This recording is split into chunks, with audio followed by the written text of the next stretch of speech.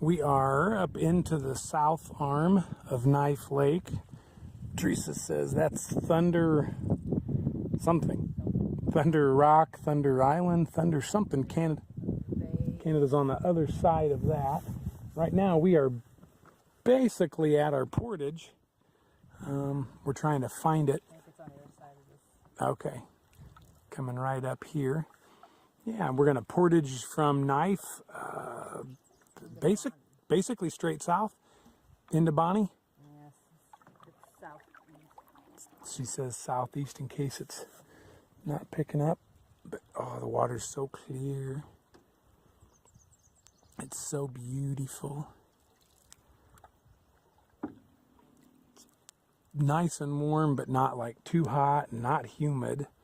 So it's marvelous. Our tent was even dry this morning. The rainfly was dry. Like, not first thing, but by the time we packed it up. We left our camp at exactly 10 o'clock and have paddled now. Hopefully you can see my watch. It is 10:40. We paddled for 40 minutes. And we should be at our portage. I'll show you that. Hopefully show you that in just a second. They sure look like wild strawberries. Oh, hey. All right, we think we found the portage. It was just 50 yards past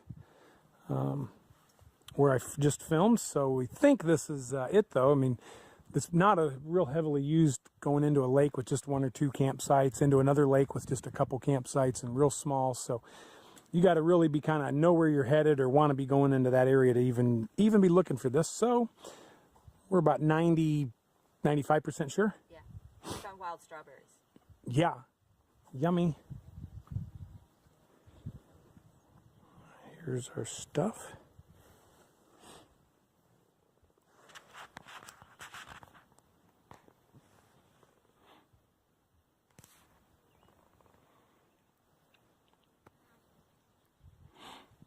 All right.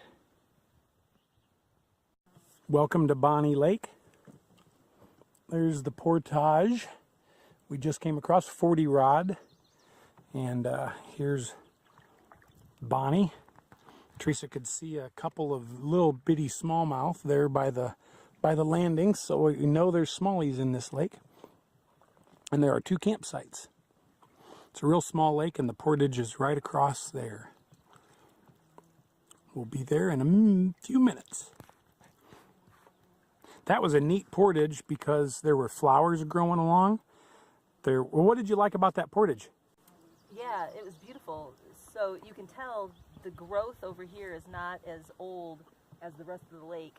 So there must have been a blowdown in that area because it was real open. And so there was like an area up at the top where it was like a field and flowers. And yeah, we found strawberries. I mean, it was just beautiful. Yeah, Very real nice beautiful. Like young. a park. It looked like a park. Much more open, yeah, like almost like a little meadow along the portage, and not very used, so pretty cool. All right, here's the landing, the other side of Bonney, heading into Dick's, and it's just a 25 rod portage, and so I thought I'm gonna try and film the portage. There's our pack sitting there, paddles all bungee dealy bobbed together for convenience, and then here we go. So I have my day pack on, which has our lunch, 2 water bottles, and then first aid kit, long sleeve shirt, you know, miscellaneous things like bug screen and sunscreen, personal water filters, things like that are in that day pack, along with all my fishing tackle and my reels. The rods are strapped right there to the thwarts and the carrying yoke, and they're protected. So like I said, I'm carrying about a 20-pound day pack and about a probably 44 pounds with wood trim, North Star Northwind 17.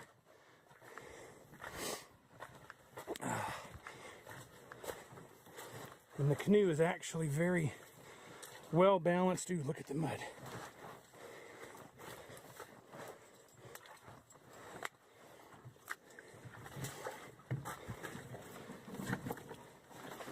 And these portages from Knife to Bonney and Bonney to Dick's are not used very much, so they're not overly maintained,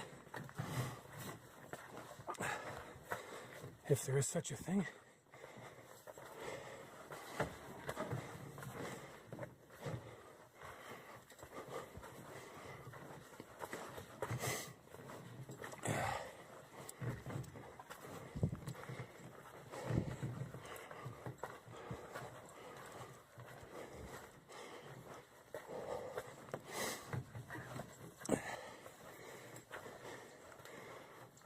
We're hoping to find a campsite here on Dick's.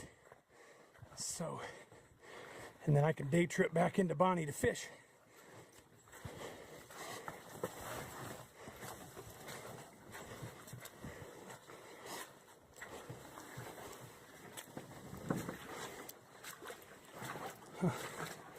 This is by far the muddiest portage we've had.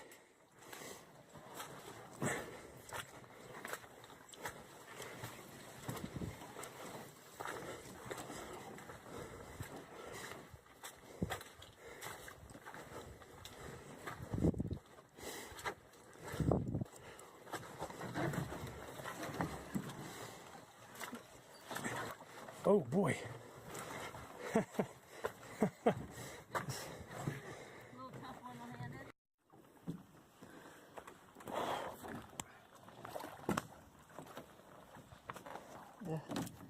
Sorry for the camera work. I had like 6 mosquitoes on my arm.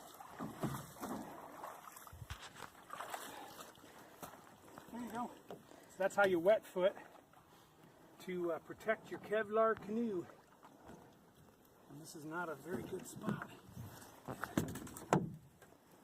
There we go. No, but the lake is pretty. This is Spoon. Oh, cool. Oh, Spoon? I said Dick's. Spoon. Okay.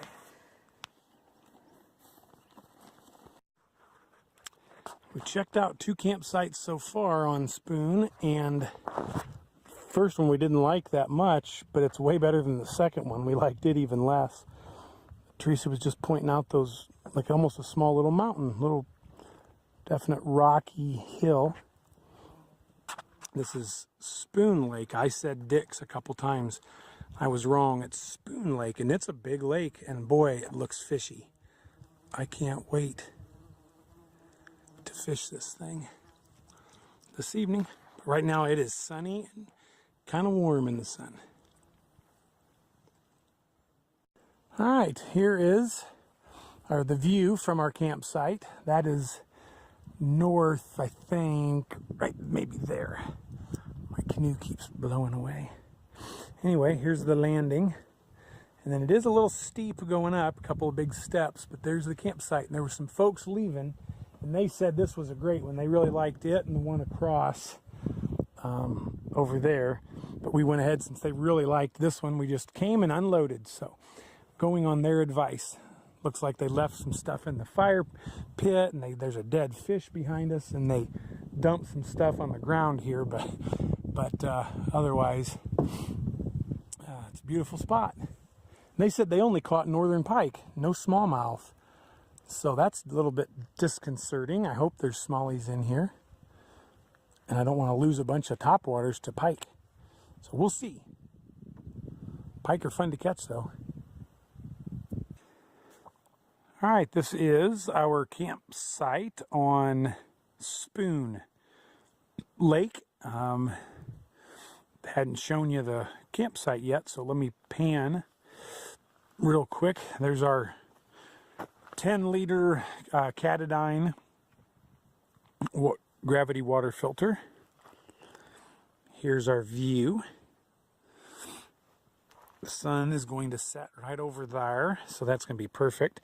A little bit of a difficult canoe landing. Like, you can land, but there's not a great place to put it. And then you got to come up these slight rocks here. So I'm not exactly sure what I'm going to do with the boat at night, but I'm going to go back out and fish here this evening. This lake looks very fishy, so I'm excited about that. Anyway, paddles are staged and life jackets ready to go back out this evening. check out our haul on firewood. So every bit of that is ours. People left 0 here. In fact, they left a mess. And so we've got that cleaned up. Nice, but check out what I've got ready. Snapped all those and got the small stuff ready. And then I took the dry stuff, that's birch bark in the middle. Took some dry logs and I split them up. And I made some shavings right there. Oh, there's a loon.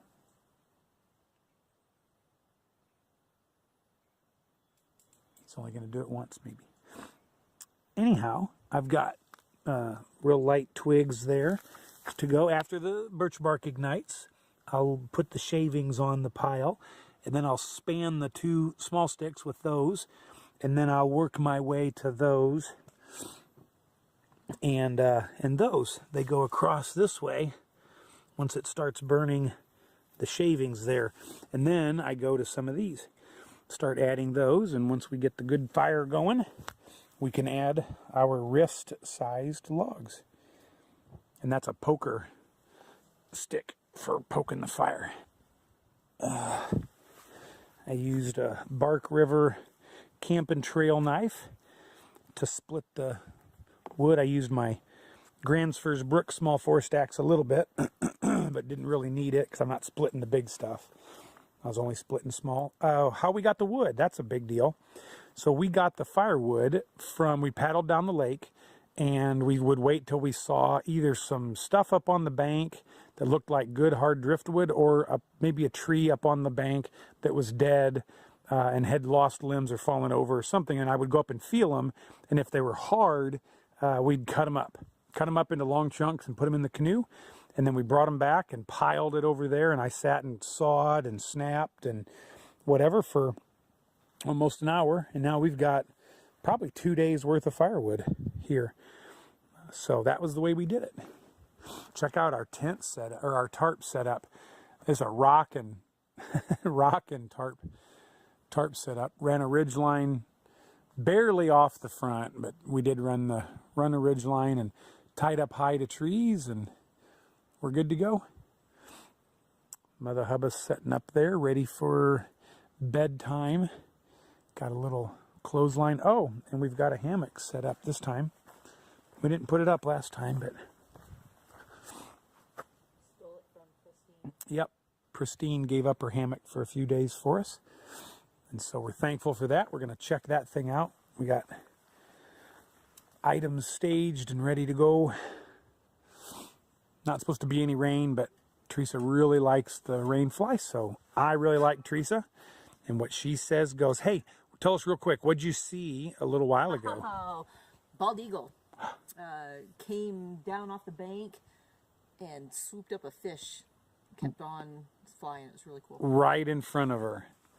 So got to see a bald eagle catch a fish out of the water. How incredible is that?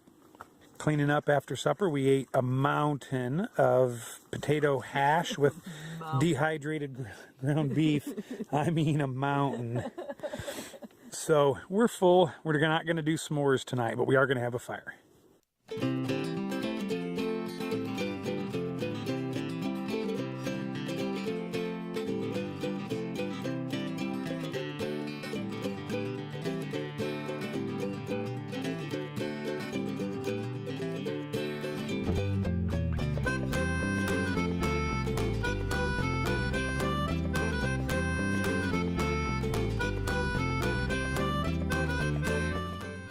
Having dry wood,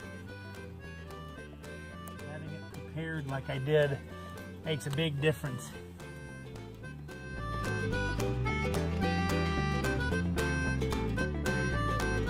Birch bark is another amazing thing.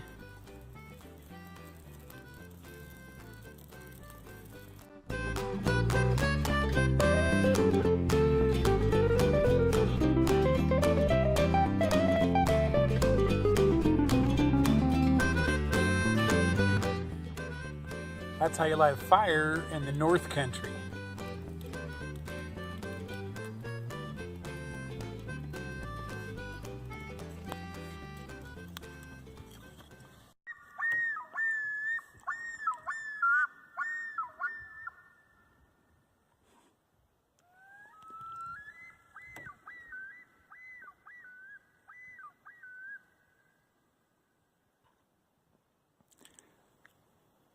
sunset on Spoon Lake.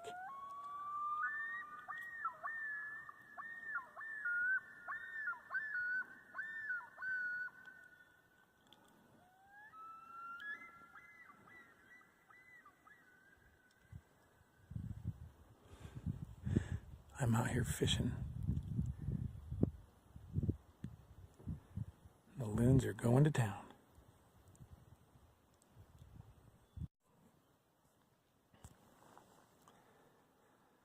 So here's the evening of day number 5.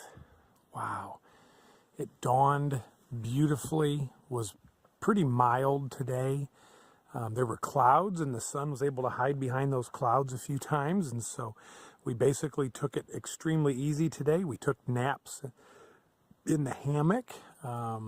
We just kind of lounged around, got water. I took a shower. We did laundry, hung it out on the line, and was able to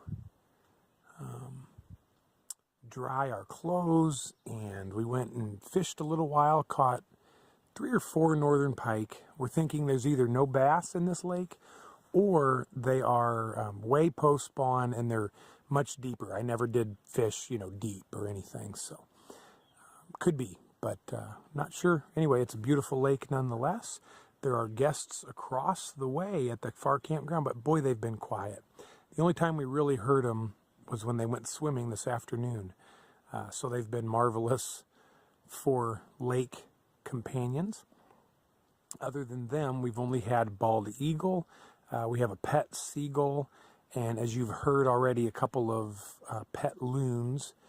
So this is a good campsite. We're sad about what the folks did before. We're still finding foil and things.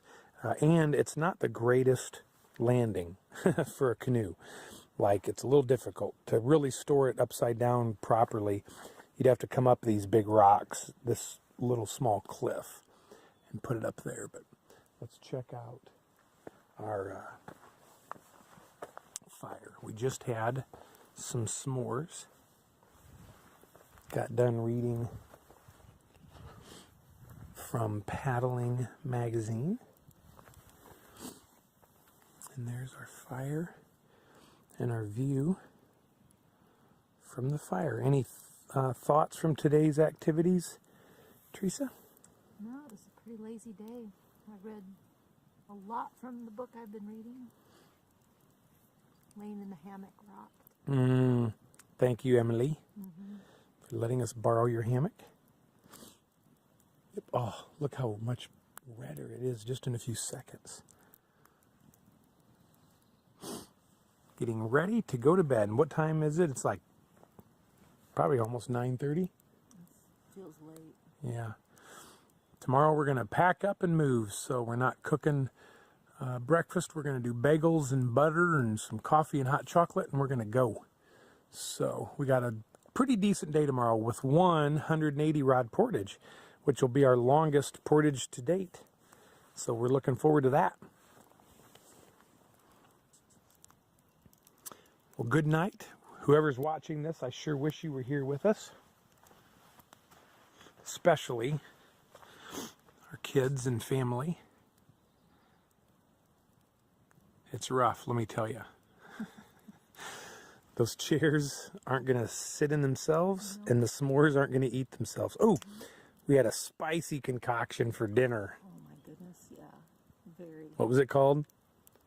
Szechuan chicken. Spicy Szechuan chicken, and it was spicy. I loved it. Fantastic. One of my... You don't have to eat nasty food when you're canoe camping. No. You don't have to bring in frozen ribeyes either. No, you do not. You can... There's a better option. It's cheap and light. Just ask us. Because we're all about both.